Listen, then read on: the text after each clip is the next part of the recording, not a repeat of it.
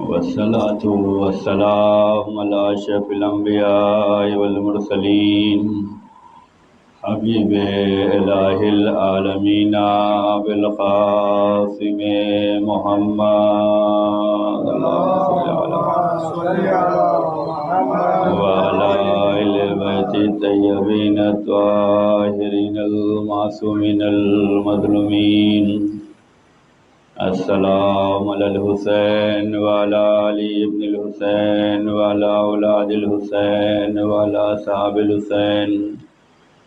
لعن اللہ امة قتلتک ولعن اللہ امة ظلمتک ولعن اللہ امة سمعت بذلک فرضیت به. یا مولا یا ابا عبداللہ انی سلم لمن سالمکم وحرب لمن حاربکم وولی لمن والاکم وعدو لمن عاداکم الى یوم القیامہ. اما بعد فقد قال اللہ تبارک وتعالی فی کتابہ المبین وهو اصدق الصادقین وقولہ الحق. بسم اللہ الرحمن الرحیم. ایاک نعبد وایاک نستعین. اہدنا الصراط المستقیم صراط الذین انعمت علیہم غیر المغضوب علیہم ولا الضالین. صلوات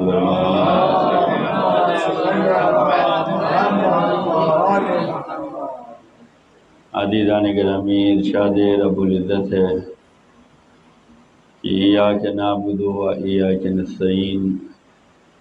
بندہ اللہ کی بارگاہ میں یہ کہتا ہے کہ ہم تیری عبادت کر رہے ہیں اور تجھ سے مدد چاہ رہے ہیں، اور عبادت کے ذریعے سے اللہ تعالیٰ سے مدد چاہتا ہے بندہ. اور وہ مدد یہ ہے کہ ہمیں صراط مستقیم پہ ثابت قدم رکھنا. صراط مستقیم یعنی اہل بیت کا راستہ، مولا علی علیہ السلام کا راستہ. اس راستے پہ ہمیں ثابت قدمی چاہیے، اور وضاحت بھی کی گئی ہے کہ وہ راستہ ہے جس پر اللہ کی نعمتیں آئی ہیں. انعمت علیہم، ان پر نعمتیں آئی ہیں، نعمت پروردگار. ان لوگوں کے راستے پہ نہیں چلانا جن کے اوپر غضب پروردگار آیا ہے، غیر المغضوب جن کے اوپر غضب پروردگار آیا ہے. یا ان لوگوں کے راستے پہ بھی ہمیں نہیں چلانا جو ضالین ہیں، جو گمراہ ہونے والے ہیں. روزانہ ہم یہ دعا کر رہے ہیں اللہ کی بارگاہ میں، اور حالت عبادت میں یہ دعا کی جا رہی ہے. یعنی کہ نماز پڑھتے ہوئے بندہ یہ اپنی زبان پر جاری کر رہا ہے کہ ہمیں صراط مستقیم پر ثابت قدم رکھنا. اور صراط مستقیم وہ راستہ ہے جس پر تو نے نعمت نازل کی ہے. مغضوب اور ضالین کے راستے پہ ہمیں نہیں چلانا. یہ روزانہ جو ہے سورہ الحمد کی تلاوت میں بندہ اللہ کی بارگاہ میں کہہ رہا ہے. جو عذاب الہی آنے والا ہوتا ہے یا جو گمراہیاں آنے والی ہوتی ہیں، یک بارگی نہیں آتی. یک بارگی کوئی گمراہ نہیں ہوتا، اور یک بارگی کوئی گمراہی نہیں آتی، اور نہ یک بارگی عذاب الہی آتا ہے، نہ یک بارگی غضب الہی آتا ہے. بلکہ پہلے ہوشیار کیا جاتا ہے، پہلے انہیں بیدار کیا جاتا ہے، پہلے انہیں بتایا جاتا ہے کہ دیکھو یہ آنے والا ہے، تم ہوشیار ہو جاؤ. یہ غضب پروردگار نازل ہونے والا ہے، ہوشیار رہنا کہ تم اس غضب پروردگار کے اندر نہ آنا، یعنی کہ انسان کو بیداری دی گئی ہے کہ اپنے کو آمادہ رکھو، اپنے کو بچاؤ، سیف رکھو، تقوی یعنی پرہیزگاری، اپنے کو بچا کے رکھو۔ تاریخ میں ملتا ہے کہ جب جناب نوح کشتی بنا رہے تھے تو تقریباً 400 سال یا 200 سال پہلے انہوں نے خبر دے دی کہ طوفان آنے والا ہے۔ اب یہ 400 سال تو ہمارے زمانے کا ہے ہی نہیں، ہم لوگ تو 50 پار کر جائیں اور سینچری تو بہت مشکل بات ہے، لیکن پہلے کے زمانے کے لوگ جو تھے وہ بہت جیتے تھے، زندگی ان کی بہت ہوتی تھی۔ جناب نوح کی خود عمر جو ہے وہ 2500 سال کے قریب ہے، 2500 سال۔ ابھی طوفان نوح آیا نہیں، 950 سال کی تبلیغ میں کچھ لوگ مسلمان ہوئے، کچھ اللہ والے ہوئے ہیں، کچھ جناب نوح کے ماننے والے ہوئے۔ انہوں نے جب اللہ کی بارگاہ میں کہا پروردگار، کہنا کوئی نہیں مان رہا ہے، عمل کوئی نہیں کر رہا ہے، دعوت حق کوئی قبول نہیں کر رہا ہے، 950 سال ہو گئے تبلیغ کرتے ہوئے، کا عذاب آئے گا۔ 400 سال پہلے بتایا گیا کہ عذاب آنے والا ہے، اور جس میں 200 سال تو لگے کشتی تیار ہونے کے لیے، باغات لگائے گئے، لکڑیاں پھر کاٹی گئی، اس کے بعد کشتی کا معاملہ شروع ہوا۔ اور جب کشتی بن رہی تھی تب یہی لوگ جو ماننے والے نہیں تھے، جو نہ اللہ کو ماننے والے، نہ رسول کو ماننے والے، نہ جناب نوح کو ماننے والے، نہ ان کی دعوت کو قبول کرنے والے، نہ ان کی بات کو قبول کرنے والے، وہ دیکھتے تھے اور مزہ لیتے تھے۔ دیکھو کوئی طوفان نہیں اور کشتی تیار کر رہے ہیں، کوئی سیلاب نہیں اور کشتی بنا رہے ہیں، ادھر سے گزرتے تھے، مذاق اڑاتے تھے۔ لیکن جب نبی اللہ نے بیدار کیا کہ عذاب آنے والا ہے، اور 400 سال پہلے تیاری کی گئی، بتایا گیا عذاب آنے والا ہے، اب کشتی بنائی جا رہی ہے، لوگ مذاق اڑا رہے ہیں، یہ کہاں چلائیں گے؟ کشتی چلانے کے لیے دریا ہونا چاہیے، کشتی چلانے کے لیے پانی ہونا چاہیے، یہاں کہیں پانی نظر نہیں آ رہا ہے، یہاں کوئی سیلابی نہیں ہے۔ کیا ہو رہا ہے؟ جناب نوح نے جو کشتی بنائی وہ کئی منزلہ بنائی، اور ہر ایک کا خیال رکھا گیا، ہر ایک کا خیال، ایک طبقے میں، ایک منزل میں جو ہے، ایک فلور پہ جو ہے وہ حشرات رکھے گئے، کیڑے مکوڑے رکھے گئے۔ ہدایت سب کی کرنی ہے، ایک طبقے میں حشرات، کیڑے مکوڑے، دوسرے طبقے میں یہ چوپائے رکھے گئے، اور تیسرے طبقے میں ایمان والے رکھے گئے۔ اور اتفاق دیکھیے کہ جو بہکانے والا ہے وہ بھی اسی کشتی میں آ گیا، یعنی کہ شیطان کو پتہ ہے کہ ہماری جان کیسے محفوظ رہے گی۔ اللہ والوں کو تو خوب بہکاتا ہے، اور خود جان بچانے کے لیے اللہ والوں کا ہی وسیلہ تلاش کرتا ہے۔ جناب نوح گدھے کو جو ہے سوار کر رہے تھے، اور گدھا اڑا ہوا تھا کشتی میں نہیں جانے کے لیے، تو جناب نوح نے کہا کہ چل شیطان تو بھی سوار ہو جا، تو بس اتنا ہی موقع اسے ملا کہ وہ بھی گدھے کے ساتھ، شیطان بھی کشتی میں سوار ہو گیا۔ کیوں؟ جناب نوح کی زبان سے نکلا کہ چل شیطان تو بھی سوار ہو جا، اور وہ سوار ہو گیا۔ جب سب سوار ہو گئے تو جناب نوح نے دیکھا کہ جو ہمارے ہیں وہ تو آ ہی نہیں رہے ہیں، نہ بیوی آ رہی نہ بچہ آ رہا ہے، اور عذاب آ گیا، طوفان آ گیا، جس کا 400 سال پہلے سے پرچار چل رہا تھا، ایڈورٹائز چل رہا تھا، عذاب آ گیا۔ کیسا عذاب آیا؟ تندور سے پانی نکلنے لگا۔ جس تندور میں روٹی پکائی جاتی تھی، آگ جلائی جاتی تھی، اسی تندور سے پانی نکلنے لگا، بارش ہونے لگی، ہر طرف پانی پانی ہو گیا۔ لوگ کشتی میں سوار ہیں، نبی اللہ فرما رہے ہیں کہ جو کشتی میں آئے گا وہی بچے گا۔ آج وہی بچے گا جو کشتی میں آئے گا۔ حشرات لے لیے گئے، چوپائے لے لیے گئے، انسانوں کو دعوت دے دی گئی، لوگوں نے دیکھا طوفان آ رہا ہے، سیلاب آ رہا ہے، آ گئے، جس کو بچنا تھا وہ آ گیا۔ نبی اللہ نے دیکھا نہ زوجہ آ رہی نہ بیٹے آ رہے ہیں، انہیں بھی آواز دی، تو وہ کہنے لگے کہ ہم پہاڑی کی چوٹی پہ پناہ لے لیں گے،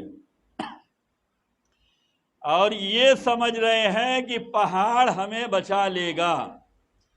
یعنی یہ ان کے دماغ میں یہ بات بیٹھ گئی کہ سیلاب آیا تو ہے، بارش ہو تو رہی ہے، طوفان آ چکا ہے، لیکن پہاڑ کی چوٹی اتنی بلندی پہ ہوتی ہے کہ یہاں تک پانی نہیں آئے گا۔ ایک صلوات پڑھ دیں۔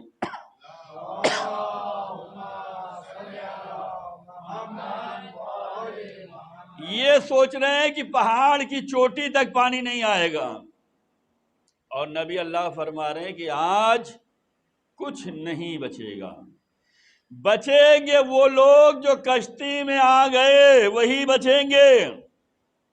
جناب نوح نے بتلا دیا کہ دیکھو، جب طوفان آنے والا ہوتا ہے، جب عذاب الہی آنے والا ہوتا ہے، تو اسے پہلے سے بتا دیا جاتا ہے، تاکہ لوگ یہ نہ کہیں کہ ہمیں معلوم نہیں تھا ورنہ ہم بھی راہ ہدایت پہ آ جاتے، ہمیں بتایا گیا ہوتا تو ہم بھی ایمان لے آتے، ہمیں بتایا گیا ہوتا تو ہم عمل کر لیتے، ہمیں بتایا گیا ہوتا تو ہم نماز میں آ جاتے، ہمیں بتایا گیا ہوتا تو ہم روزہ رکھنے لگتے، ہمیں بتایا گیا ہوتا تو ہم زکوٰۃ نکالنے لگتے، ہمیں بتایا جاتا تو ہم خمس نکالتے۔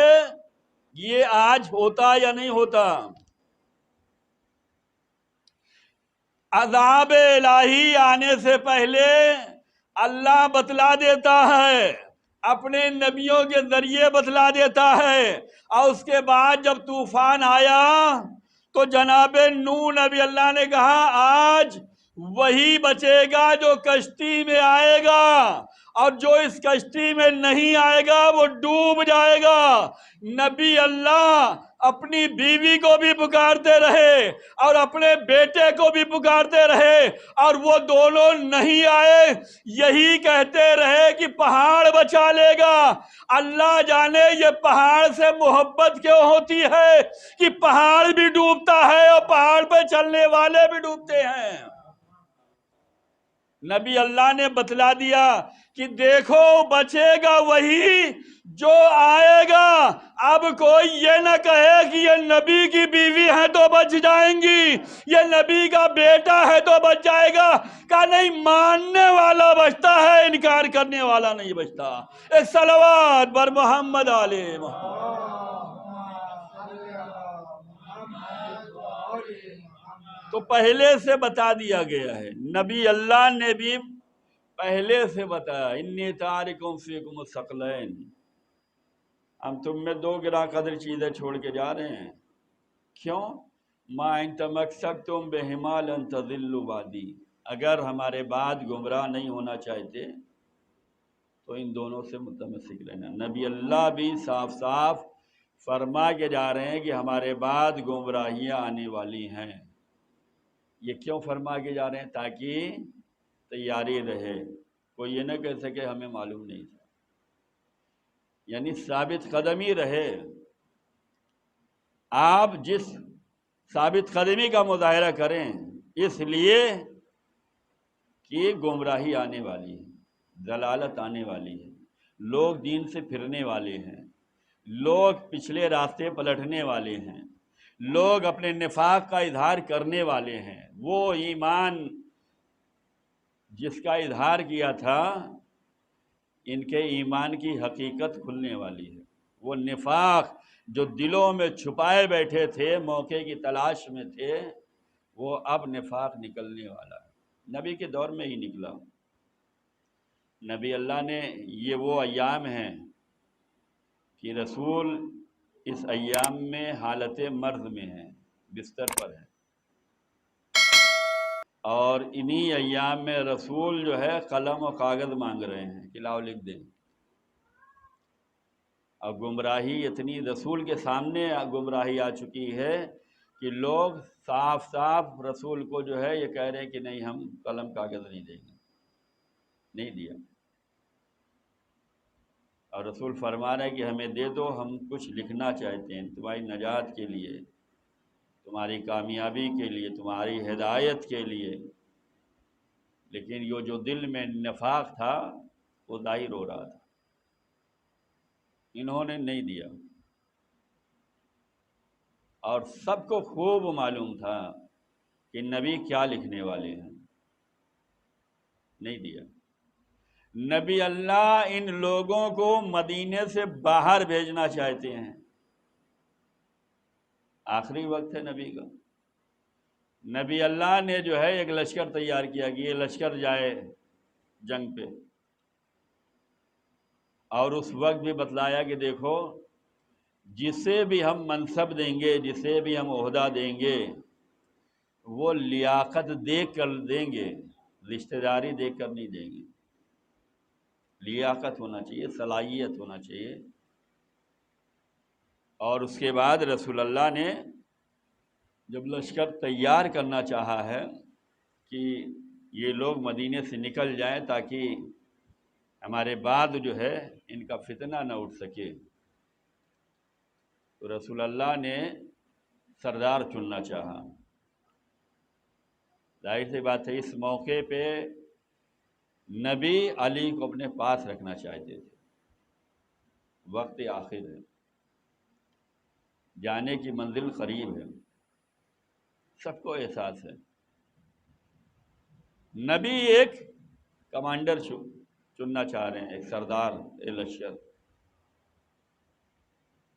صلاحیت دیکھ رہے ہیں۔ لوگوں سے پوچھ رہے ہیں تمہیں کتنا قرآن یاد ہے؟ وہ کہہ رہے ہیں ہمیں اتنا یاد ہے۔ تمہیں کتنا یاد ہے؟ ہمیں اتنا یاد ہے۔ انہوں نے کہا ہمیں اتنا یاد ہے۔ یعنی کہ کسی کو پورا قرآن نہیں یاد تھا۔ نبی کے آخری ایام ہیں، کسی کو پورا قرآن یاد نہیں ہے۔ اور قرآن کریم کا جو سب سے بڑا سورہ ہے سورہ بقرہ، جس کے بارے میں ملتا ہے کہ اگر گھر میں یہ سورہ بقرہ پڑھا جائے تو 3 دن تک شیطان نہیں آ سکتا، اس سورہ بقرہ کی برکت ہے۔ جس گھر میں سورہ بقرہ کی تلاوت کی جائے گی 3 دن تک شیطان اس گھر میں داخل نہیں ہو سکتا۔ اب اگر روز پڑھیں گے تو یہ سمجھ رکھیں کہ آپ ایڈوانس میں جو ہے اسے دور رکھنا چاہتے ہیں، لیکن ہر گھر میں روزانہ نہیں پڑھا جاتا۔ پریشانی جھیل لیں گے، پیسہ خرچ کر لیں گے، مصیبت برداشت کر لیں گے، لیکن خدائی راستہ، الہی راستہ، قرآنی راستہ، اہل بیت کا بتایا ہوا راستہ، اس میں ہم کمی، کاہلی، سستی 3 دن جس گھر میں یہ سورہ بقرہ پڑھا جائے 3 دن تک شیطان نہیں آ سکتا۔ سب سے بڑا قرآن مجید کا سورہ ہے۔ نبی اللہ ایک ایک سے پوچھے کتنا یاد ہے؟ اتنا اتنا اتنا۔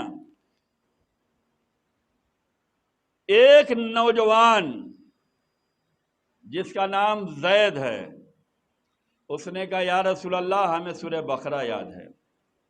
سورہ بقرہ یاد ہونے کا مطلب یہ ہے کہ زیادہ قرآن یاد ہے اسے۔ اس نے جب نبی کی بارگاہ میں کہا یا نبی اللہ ہمیں سورہ بقرہ یاد ہے، تو نبی اللہ نے کہا بس تم ہی کو ہم سردار بنائیں گے، تم کو ہم سردار بنا رہے ہیں۔ کیوں؟ کہا جتنا اسے قرآن یاد ہے اتنا کسی کو نہیں یاد ہے، اور نبی نے اسی سورہ بقرہ کے یاد ہونے کی وجہ سے اس نوجوان کو جو ہے سردار لشکر بنایا، اور اس کے بعد کہا سب لوگوں کو انہی کی سرداری میں جانا ہے اور فلاں مقام پہ جانا ہے، جنگ کرنے کے لیے فلاں علاقے میں جانا ہے۔ کیوں؟ نبی چاہ رہے ہیں کہ یہ لوگ نکل جائیں تاکہ گمراہی نہ پھیلے، لیکن یہ اپنی جگہ اتنے اٹل ہیں کہ نبی کہتے رہے جانے کے لیے، یہ جانے کے لیے تیار نہیں ہو رہے ہیں۔ نبی نے صاف صاف کہا ہے جو حکم عدولی کرے گا، جو میرا کہنا نہیں مانے گا وہ لعنتی ہوگا، لیکن اس کے باوجود بھی یہ نہیں جا رہے ہیں۔ کیوں؟ انہیں معلوم ہے کہ بس رسول کا وقت آخر ہے، اور جیسے ہی رسول کی روح نکلے ویسے ہی ہم سب کو اپنا کام کرنا ہے۔ تو یہ جو گمراہیاں آنے والی ہوتی ہیں، جو عذاب آنے والا ہوتا ہے، اللہ اور اس کے رسول، اس کے نمائندے پہلے سے بتا دیتے ہیں۔ رسول اللہ نے بھی فرمایا کہ ہمارے بعد گمراہیاں آنے والی ہیں، اگر تم یہ چاہتے ہو کہ میرے بعد گمراہ نہ ہو تو قرآن اور اہل بیت سے تمسک رکھنا۔ یہ دونوں ہدایت دینے والی ہیں، یہ دونوں نجات دینے والی ہیں، یہ دونوں شفا دینے والی ہیں، یہ دونوں راہ راست دکھلانے والی ہیں۔ یعنی نبی بھی یہ بتلانا چاہتے تھے، خدا بھی یہ بتلانا چاہتا ہے کہ دیکھو چاہے جیسے ماحول آنے والے ہوں، چاہے جیسا زمانہ آنے والا ہو، چاہے جیسے فتنے آنے والے ہوں، چاہے جیسی جو ہے ماحول پیدا ہونے والا ہو، تمہیں ثابت قدم رہنا ہے۔ یہ روزانہ ثابت قدمی کی جو دعا کرائی جا رہی ہے، یہ اسی لیے کرائی جا رہی ہے کہ جو تم نیک کام کر رہے ہو، جو ایمان لا چکے ہو، جو عمل کر چکے ہو، جو عقیدہ بنا چکے ہو، جو کار خیر کر چکے ہو، اسے برباد نہ کر دینا۔ اس کی حفاظت ضروری ہے، اس کو بچانا بہت ضروری ہے۔ تو کیا؟ ثابت قدم، اور جو لوگ ثابت قدم رہے وہ بعد وفات رسول علی کی راہ پہ رہے، علی کے ساتھ رہے۔ کتنا سخت ماحول ہے مدینے کا کہ نبی کے جانشین کے گھر پر نبی کا رشتہ دار، نبی کا بھائی، دونوں اعتبار سے دیکھیں، رشتہ داری کے اعتبار سے دیکھیں تو بھی، عہدے کے اعتبار سے دیکھیں تو بھی، کیا اس گھر کو آگ لگانا چاہیے تھا؟ کیا یہی دین تھا؟ کیا یہی ایمان تھا؟ کیا یہی عقیدہ تھا؟ کیا یہی عمل تھا؟ کیا یہی حق تھا؟ یہ جو روزانہ ثابت قدمی کی دعا کرائی جا رہی ہے، اسی لیے کہ انسان ثابت رہے ایمان پر، عقیدے پر، عمل پر، حق پرستی پر، حق نوازی پہ، حق کو قبول کرنے پر۔ اتنا روزانہ جو نمازوں میں ثابت قدم، ثابت قدم، ثابت قدم، یہ اسی لیے کہ اہل بیت کا ساتھ ہمیشہ دینا۔ اہل بیت نے ہمیشہ امت کا خیال کیا ہے، اپنے چاہنے والوں کا خیال کیا ہے۔ اہل بیت کی ہر فرد نے جو ہے اپنے چاہنے والوں کی حفاظت کے انتظام کیے ہیں۔ رسول اللہ نے حفاظت کا انتظام کیا کہ دیکھو میرے بعد گمراہی آنے والی ہے، اگر بچنا چاہتے ہو تو قرآن اور اہل بیت سے تمسک کرے۔ نبی حفاظت کی ذمہ داری لے کے جا رہے ہیں، نبی حفاظت کے لیے کام کر کے جا رہے ہیں۔ ساتویں امام موسیٰ کاظم علیہ السلام کے بارے میں ملتا ہے کہ امام کا ایک چاہنے والا تھا، امام سے اس کی ملاقات ہوئی تو امام نے فرمایا کہ اپنا گھر بدل دو۔ امام نے اپنے چاہنے والے سے کہا اپنا گھر بدل دو. کیوں؟ ہم لوگ ہوتے تو کیا سوچتے؟ آج اگر امام ہم سے یہ کہیں کہ تم فلاں کو ماننا چھوڑ دو تو مانیں گے؟ ہم تو اپنے بنائے ہوئے کو ماننا زیادہ چاہتے ہیں. ہم اس کو چاہتے ہیں جو ہمارے فیور میں بات کرے اور ہم اس کے فیور میں بات کریں. اب وہ چاہے اللہ رسول کے فیور میں بات کرے یا نہ کرے، ہمارے فیور میں بات ہونا چاہیے. جبکہ اہل بیت نے بہت سی ایسی مثالیں دی ہیں، حدیثیں ہیں، اشارے ہیں، واقعات ہیں کہ کن کے ساتھ رہنا چاہیے، کس کے ساتھ نہیں رہنا چاہیے. لیکن ہم اسی کے ساتھ رہیں گے جس سے ہمیں مزہ ملے، جس سے ہمیں فائدہ ملے، جو ہمارا ساتھ دے سکے، جو ہماری ہاں میں ہاں ملا سکے، ہم اس کی ہاں میں ہاں ملائیں. عالم چاہے جو کہتا رہے، قرآن چاہے جو کہتا رہے، حدیث چاہے جو کہتی رہے، ہم تو بس اسی پہ. امام اپنے چاہنے والے سے کہہ رہے ہیں کہ اپنا گھر بدل دو. یہ سوچ رہا ہے کہ بدلیں کہ نہ بدلیں، کیوں امام نے کہہ دیا، ایسا کیا ہو گیا. لیکن جب امام کا چاہنے والا ہوتا ہے، جو امام کو امام مانتا ہے، امام کو امام ماننے کا مطلب یہ ہوتا ہے کہ وہ ہمارے غائب کو جانتا ہے، مستقبل کو جانتا ہے، وہ ہمارے ساتھ کیا واقعات پیش آنے والے ہیں وہ ہمارا امام جانتا ہے. ہماری نجات کہاں ہے، ہماری حفاظت کہاں ہے، ہماری کامیابی کہاں ہے، ہمیں سکون کہاں ہے، ہمیں اطمینان کہاں ہے، ہم کہاں نہیں بہکیں گے، یہ ہمارا امام جانتا ہے. امام نے اپنے چاہنے والے سے کہا گھر بدل دو. اس نے جو ہے امام کی فرمائش پہ گھر بدل دیا. اور جیسے ہی اس نے گھر بدلا کہ 2 دن کے بعد یہ گھر جو ہے گر گیا، منہدم ہو گیا. 2 دن کے بعد جب یہ ہوا تو اسے احساس ہوا کہ امام نے جو ہم سے کہا ہے کہ گھر بدل دو، اس کا مطلب کہ امام جانتے تھے یہ گھر منہدم ہونے والا ہے. اگر ہم اسی گھر میں رہتے تو ہم بھی اسی میں جو دب جاتے. امام نے جو یہ کہا گھر بدل دو، اس کا مطلب یہ ہے کہ امام ہماری حفاظت چاہتے ہیں، حفاظت چاہتے ہیں، امام ہماری سلامتی چاہتے ہیں. امام نے اگر جو کہا ہے کہ تقلید کرنا ہے تو اس کا مطلب یہ ہے کہ امام ہمارے ایمان کو بچانا چاہتے ہیں، امام ہمارے عمل کو بچانا چاہتے ہیں، امام ہمارے عقیدوں کو بچانا چاہتے ہیں، امام ہمیں ثابت قدم دیکھنا چاہتے ہیں، امام ہمیں راہ راست پہ دیکھنا چاہتے ہیں، امام ہماری حفاظت کرنا چاہتے ہیں کہ یہ بندہ گمراہی کے راستے پہ نہ جائے. اہل بیت کی ہر فرد نے یہی کوشش کی ہے. ایک بندہ اور تھا امام کے سامنے. امام نے کہا کہاں جا رہے ہو؟ کہا مولا میں فلاں کے یہاں جا رہا ہوں اور کھجور کا باغ خریدنا چاہتا ہوں، بزنس کا معاملہ.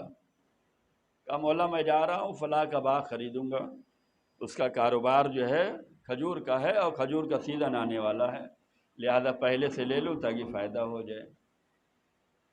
امام نے کہا کوئی فائدہ نہیں ہوگا.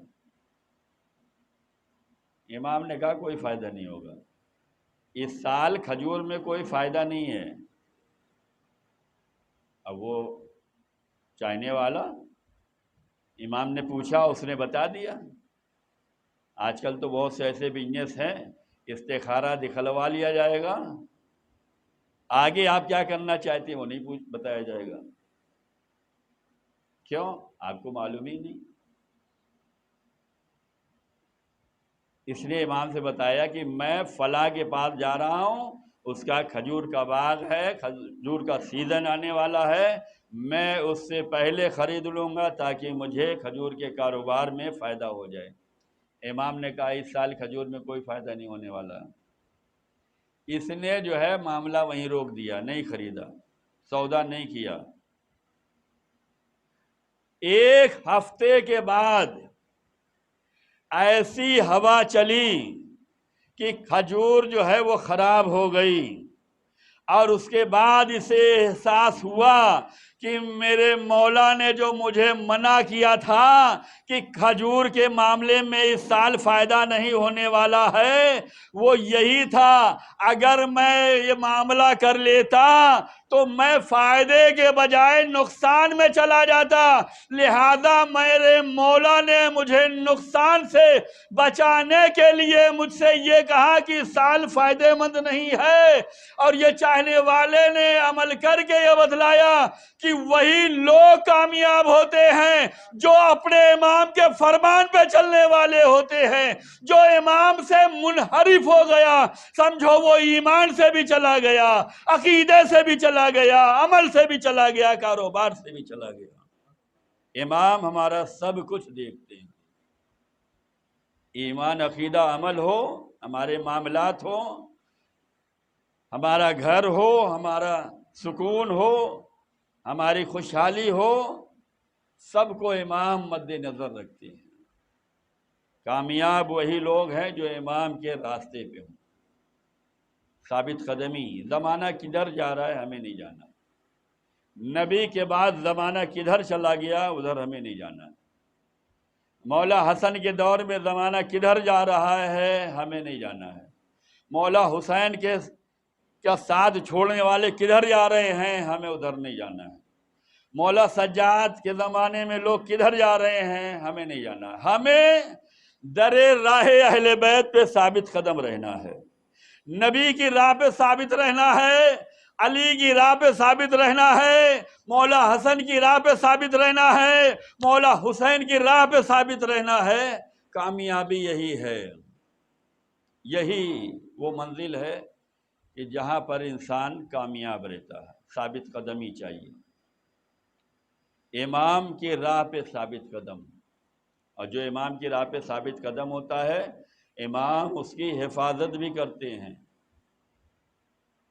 ये अगर हमने इस्तिखारा दिखलवाया फला काम के लिए तो फिर इस पे हमें साबित रहना चाहिए, इसमें आगे चल के हलाल और हराम भी ख्याल रहे, अच्छा बुरा ख्याल रहे। ऐसा ना हो कि इस्तिखारे के वक्त ही हम मोमिन रहें और बाद में जो है हम ईमान बेच दें, नहीं।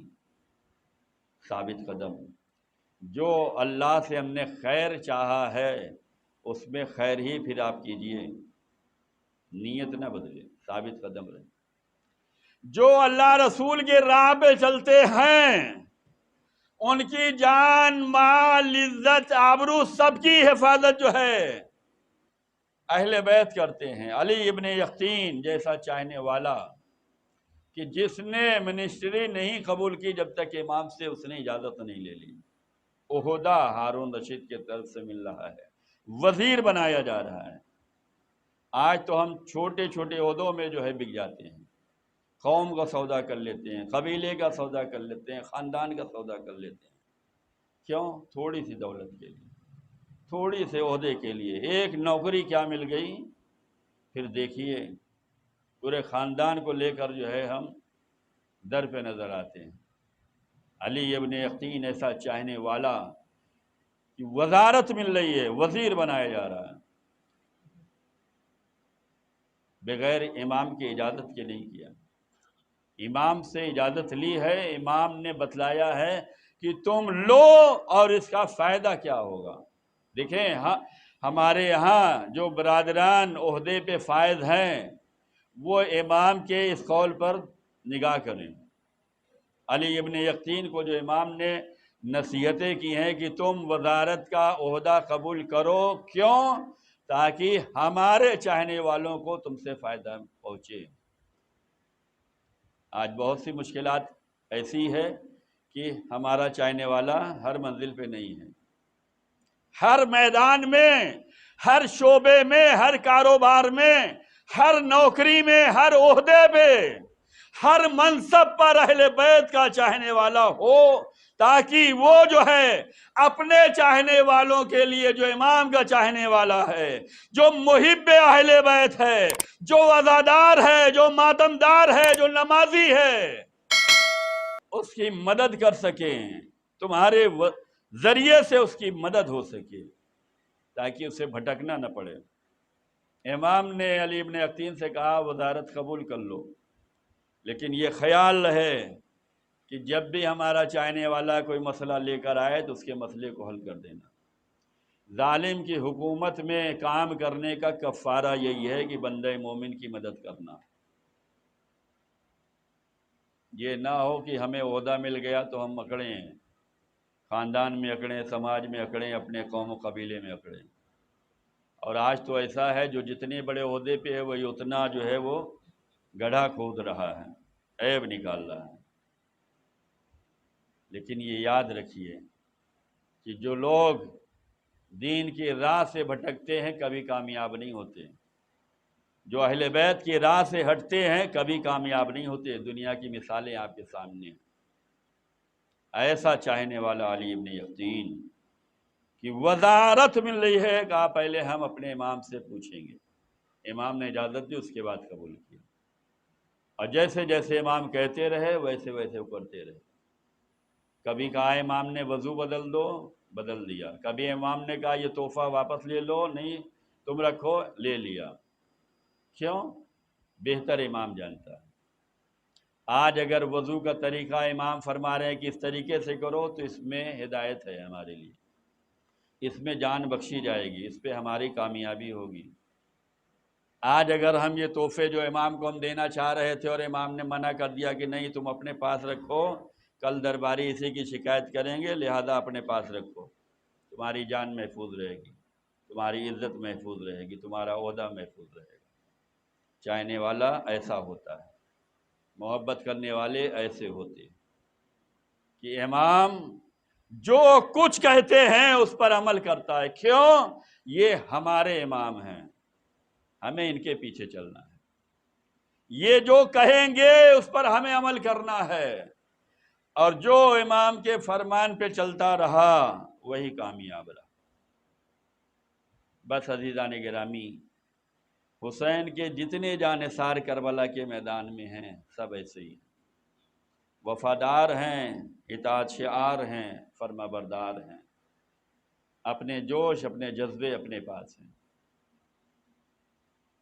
میرے مولا کے فرمان کے آگے میرا جوش نہیں ہے، میرے مولا کے فرمان کے آگے میرا ایمان نہیں ہے، میرا عقیدہ نہیں ہے، جو میرے مولا کہیں گے وہی ہوگا۔ کیسے کیسے شجاع بہادر کربلا کے میدان میں جو جانثاران حسین پہنچے ہیں، کیا آسانی سے پہنچے ہیں؟ کتنی تکلیفوں کا سامنا کیا ہے، کتنی مصیبتوں کا سامنا کیا ہے، کتنی آزمائش سے گزرے ہیں، اس کے بعد جا کے لشکر امام حسین میں شامل ہوئے ہیں۔ ہمارے سامنے تو بہانے ہوتے ہیں کہ ہم نے تو کوشش کی کوئی آیا ہی نہیں، ہم نے تو کوشش کی رکاوٹ پیدا ہو گئی، یہ ہو گیا وہ ہو گیا۔ جانثاران حسین کتنی رکاوٹوں کو دور کرتے ہوئے آئے ہیں، بچتے بچاتے آئے ہیں۔ کیوں؟ نصرت امام کے لیے، امام کی نصرت کا جذبہ، امام کی راہ پہ چلنے کا جذبہ، اور یہی جذبہ انہیں کامیاب بنا رہا ہے۔ حسین کے جتنے بھی جانثار ہیں سب امام کے آگے سر تسلیم خم کیے ہوئے ہیں۔ مولا جب تک اجازت نہیں ملے گی ہم نہیں جانے والے ہیں، آپ اجازت دیں ہم جائیں گے۔ کسی نے یہ نہیں کہا مولا ہم جا رہے ہیں آپ اجازت دیں یا نہ دیں، لشکر سامنے آ رہا ہے، نہیں، سب نے دکھلایا اطاعت کیسے ہوتی ہے۔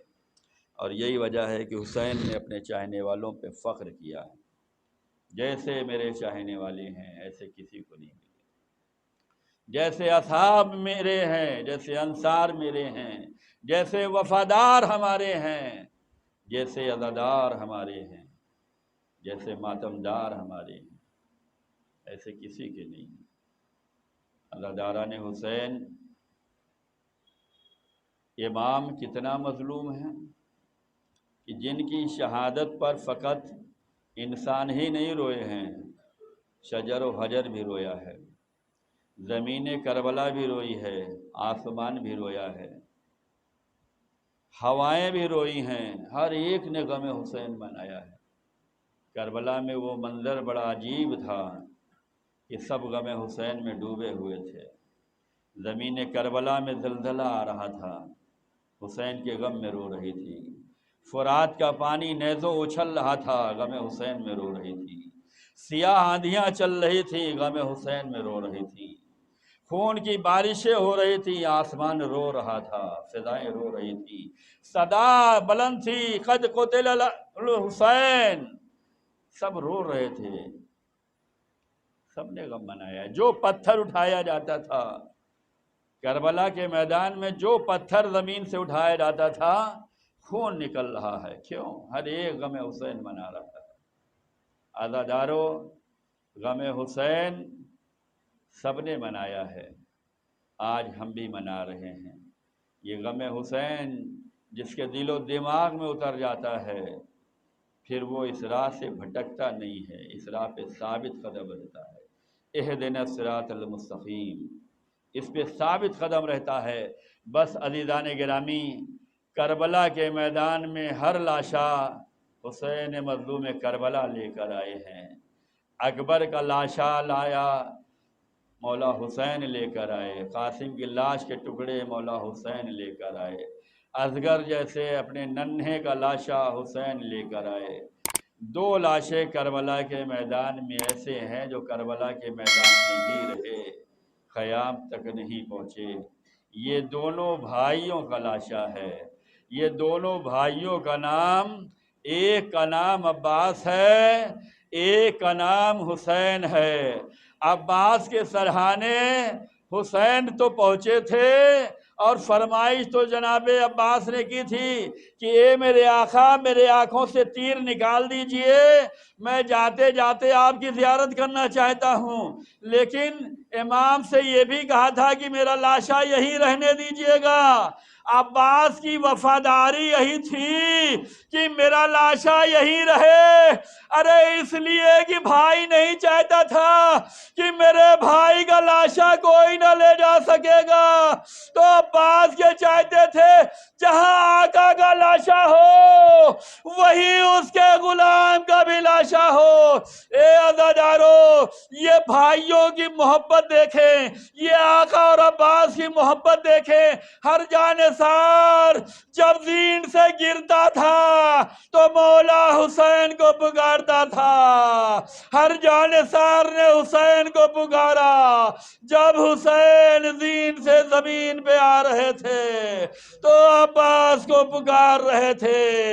عزاداران حسین، حسین کے سینے پہ جو ہے شمر بے حیا سوار ہے اور گلا ذبح کرنا چاہ رہا ہے، کند خنجر چلا رہا تھا۔ ایک مرتبہ شمر نے محسوس کیا حسین کی زبان چل رہی ہے۔ اب جو کان کو قریب لایا تو کیا سنتا ہے؟ جیسے جیسے خنجر چلتا رہا، حسین تڑپ کے کہتے رہے، ہائے میرے بھیا عباس، ہائے عباس، ہائے عباس، الا لعنت اللہ علی القوم الکافرین وسيعلم الذین ظلموا أي منقلب ينقلبون۔ پروردگار ہمارے اس مختصر سے اعمال کو قبول فرما، ہم سب کے گناہوں کو معاف فرما، ہم سب کو مل جل کر خدمت دین ادا کرنے کی توفیق عنایت فرما۔ پروردگار جو کچھ خدمت دین کیا ہے اس کو قبول فرما، اس عزاداری کا بہترین سے بہترین صلہ میسر فرما۔